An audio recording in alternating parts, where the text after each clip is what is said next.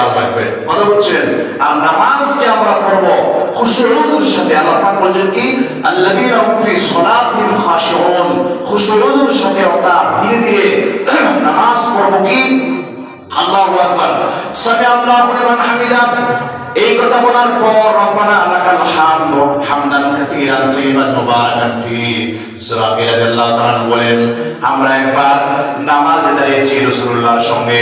রাসূল যখন সময় সামি আল্লাহু লিমান হামিদা বলেছেন, পিছন থেকে একজন সাহাবী রব্বানা লাকাল হামদ হামদান কাসীরান তাইয়িবান মুবারাকান ফি এতটুকু বলেছেন। আল্লাহর নবী নামাজ শেষ করে বলেছেন, এই শব্দগুলো কে বলেছেন? ওই সাহাবী বলেছেন, হুজুর আমি বলেছি। তিনি বললেন, আমি দেখতে পেয়েছি তুমি অতিরিক্ত এই শব্দগুলো বলার জন্য 30-এর বেশি ফেরেশতা তোমার নেক আমল লেখার জন্য প্রতিযোগিতা করেছিলেন। সুবহানাল্লাহ।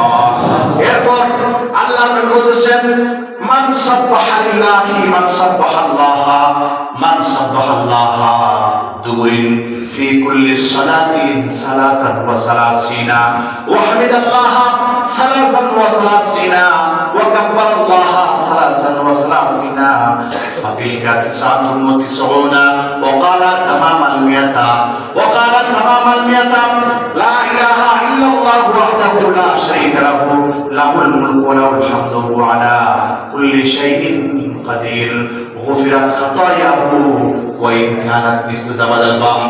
নবী বলেছেন, নামাজ শেষ হওয়ার পর সালাম ফেরানোর পর কেউ যদি 33 বার পড়ে সুবহানাল্লাহ সুবহানাল্লাহ সুবহানাল্লাহ, আবার 33 বার পড়ে আলহামদুলিল্লাহ আলহামদুলিল্লাহর প্রশংসা করে, আবার তার মহত্ব বর্ণনা করে আল্লাহু আকবার আল্লাহু আকবার, এভাবে 33 বার পাঠ করে, এই 33 99 হয়ে যাওয়ার পর 100 বার 100 নম্বরে যখন সবাই বলবে লা ইলাহা ইল্লাল্লাহু ওয়াহদাহু লা শারীকা লাহু লাহুল মুলকু ওয়া লাহুল হামদু ওয়া হুয়া আলা কুল্লি শাইইন কাদির, ওই পূর্ণওয়ালা ব্যক্তির যদি সমুদ্রের ফেনা তুল্য গুনাহ যদি অসংখ্য হয়, আল্লাহ তাআলা তাকে maaf করে দিবেন। সুবহানাল্লাহ সুবহানাল্লাহ।